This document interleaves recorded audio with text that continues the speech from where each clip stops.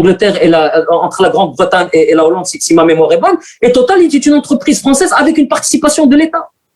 Donc tout ce beau monde s'est nourri sur la bête, c'est-à-dire tout ce beau monde a volé les Marocains. Et c'est pas moi qui le dis, c'est le Conseil de la concurrence qui le dit. Donc lorsque vous êtes l'État français et que vous acceptez, que vous trouvez tout cela normal, pourquoi après vous étonnez quand vous envoie des réfugiés, des immigrés, des réfugiés économiques en fait, des immigrés, etc., et que vous vous réveillez un matin et vous dites ah on savait pas. Ben vous auriez dû savoir parce que vous quelque part vous avez participé à cette évolution. D'accord? Donc ça c'est important à dire. Maintenant la question qu'il faut aussi se poser et vous l'avez posé Tiani, c'est l'avenir. Quelles sont les perspectives? Je pense qu'il y a des éléments qui prêtent à l'optimisme.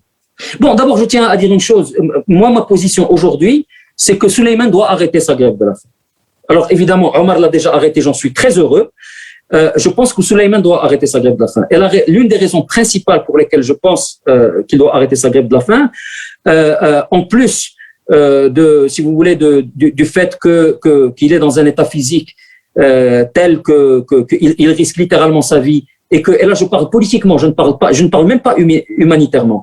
Nous sommes dans une situation où aujourd'hui, Omar et Souleymane ont gagné une stature politique nationale et internationale qui est un atout majeur pour le mouvement démocratique marocain. On a besoin d'eux. On a besoin qu'ils sortent. On a besoin qu'ils obtiennent des prix internationaux parce qu'ils vont obtenir des prix internationaux.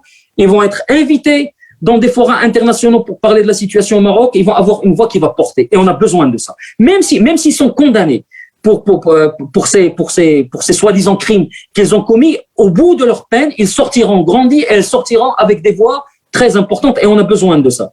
Vous avez cette raison. La deuxième raison qui, à mon avis, est importante, c'est le fait que vous savez, vous faites la grève de la faim pour exercer une pression sur un État, sur des organisations étatiques, etc. Le problème, c'est que comment vous faites lorsque ceux sur lesquels vous voulez exercer cette pression sont incapables de mesurer la pression? C'est qu'ils ne savent pas, ils ne comprennent pas très bien ce qu'est cette pression. Lorsque vous êtes dans ces situations-là, je suis désolé, je le dis à mon ami Souleymane, et il ne m'entend pas, j'espère qu'il m'entendra, ce n'est plus une grève de la faim, c'est un suicide.